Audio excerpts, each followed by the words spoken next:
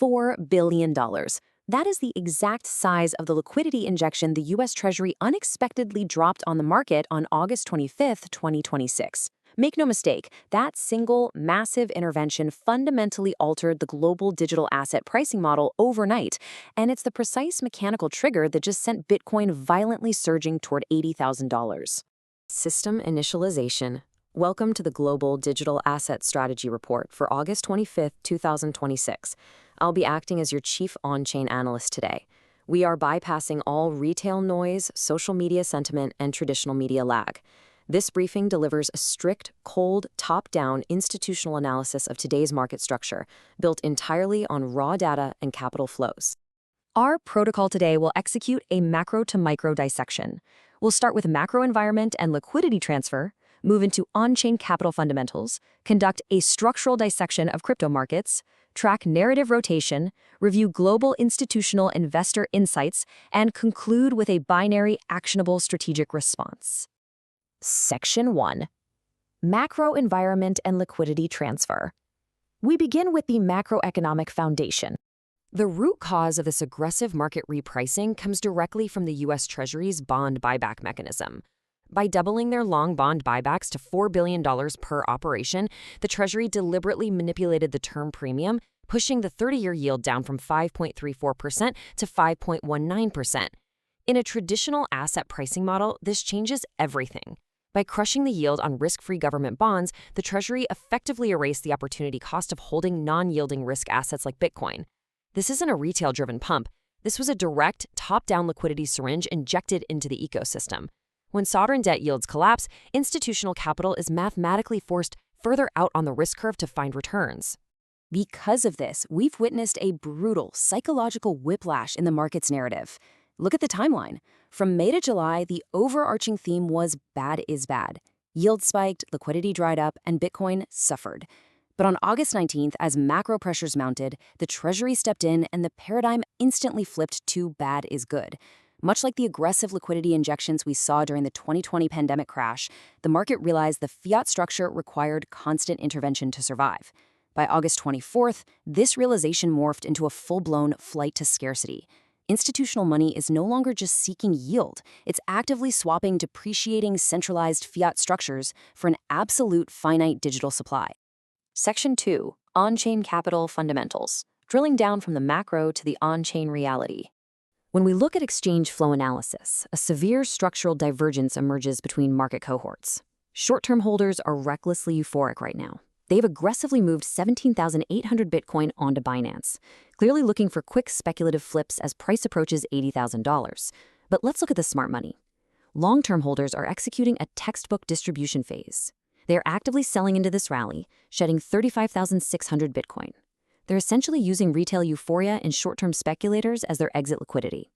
Actually, looking at the macro timeline, this is critical. For the first time in months, total long-term holder supply has dropped below 60%. The most disciplined capital in the space is reducing risk, not adding to it. This structural divide makes one specific level absolutely critical: $75,800. This isn't an arbitrary technical line. It is the true market mean price. It represents the exact active investor cost basis. Bitcoin has successfully cleared this level, which provides a bullish signal on the surface. However, if the market fails to consolidate and build a structural base above this $75,800 threshold, the lack of long-term holder support will inevitably trigger a rapid, duration imbalance sell-off. Section 3. Structural dissection of crypto markets. Let's examine the actual microstructure of the order books. The mechanics behind this push toward 80,000 are dangerous. We tracked an 11% price explosion, yet futures open interest only grew by 4%. That mathematical disconnect tells us this was not an organic, spot-driven expansion. Instead, this was the 7th largest derivative short squeeze in crypto history. Over $3.2 billion in over-leveraged short positions were violently wiped out. Much like the massive leverage flushes we saw at the peak of the 2021 bull market, this price action was fueled by forced buying. When shorts are liquidated, exchange engines automatically market buy the underlying asset to cover the position, creating an artificial, non-sustainable vertical spike. To cross-verify this lack of organic demand, we just have to check the Coinbase Premium Index. It remains distinctly negative. If this rally was being driven by genuine, real money, meaning U.S. institutions aggressively buying actual spot Bitcoin, we would see a sustained positive premium on Coinbase. A negative premium confirms our thesis. This price action is dominated by offshore derivative forced buying and OTC rollovers. The actual foundation of spot accumulation here is incredibly weak. Section 4. Narrative rotation and capital movement. Let's look at how this derivative exhaustion impacts the altcoin sector. Capital is behaving defensively, rotating away from risk and consolidating into quality. Bitcoin is the clear leader, effectively holding structural support above $77,000. Ethereum managed to reclaim key resistance, though a deep dive into its on-chain gas metrics shows it lacks true network utilization to sustain momentum. The real signal comes from the laggards. Solana is underperforming significantly, completely trapped below its 50-day exponential moving average due to massive overhead supply. And then we have Zcash. From a portfolio adjustment perspective, it is a ticking time bomb. Following its recent ETF uplisting, it's bloated with $135 million in wildly overheated open interest. It is facing an extreme sell-the-news vulnerability and is primed for a violent long squeeze.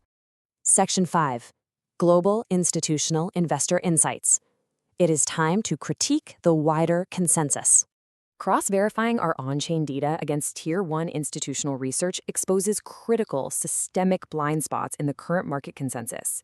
Standard Chartered is broadcasting a $100,000 target based on pure ETF flow extrapolation, completely ignoring the structural decay in institutional proxy assets.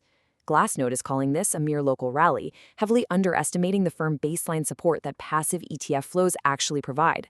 Meanwhile, CryptoQuant is targeting a bearish $55,000, arguing their MVRV models haven't signaled absolute capitulation. The flaw in their logic? They are entirely ignoring the 270,000 Bitcoin quietly accumulated by mega whales off exchange. You simply cannot trade off singular metrics in a shifting macro environment. Let's pull the thread on that Standard Chartered blind spot, because it represents a severe, unpriced tail risk, a true black swan variable the market is ignoring. Look at major corporate treasury holders like Strategy. Their preferred stock dividend obligations, the cash they owe to the investors who funded their Bitcoin purchases, have exploded 4 times over, hitting $1.2 billion. This crushing cash flow exhaustion has forced their shares to trade at a massive 26% discount to their net asset value. If a major corporate proxy runs out of cash to service debt, the institutional bid evaporates overnight. And to finalize our structural analysis, look at the Binance volume breakdown. It is dangerously imbalanced. Right now, 91% of total trading turnover, over $58 billion, is strictly captured by perpetual futures contracts. Actual spot volume makes up a pathetic 9%. When derivative volume outpaces spot volume by a factor of 10 to 1, the asset is trading on pure phantom leverage. The spot market is perilously thin. Section 6. Strategic Response and Final Verdict. Based on these strict data constraints, here is our tactical protocol. We are issuing binary portfolio directives for fund managers today. Scenario A, the bullish continuation. If Bitcoin successfully holds the $80,000 level, and this is the mandatory condition, it is backed by confirmed daily spot ETF inflows exceeding $400 million, you overweight Bitcoin. That proves true spot demand is absorbing the leverage. Scenario B, the bearish reversal. If spot demand fails and Bitcoin suffers a structural rejection, dropping below the $75,800 true market mean, you execute hedges immediately.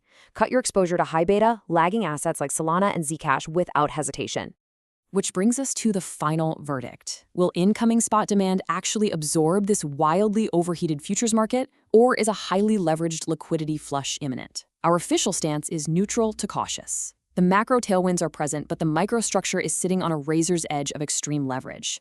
Tomorrow, do not watch the price. Watch the daily ETF inflow data. That single metric will decide if this cycle survives or violently corrects. Remember, narrative dictates the trend, but liquidity dictates survival. End of briefing.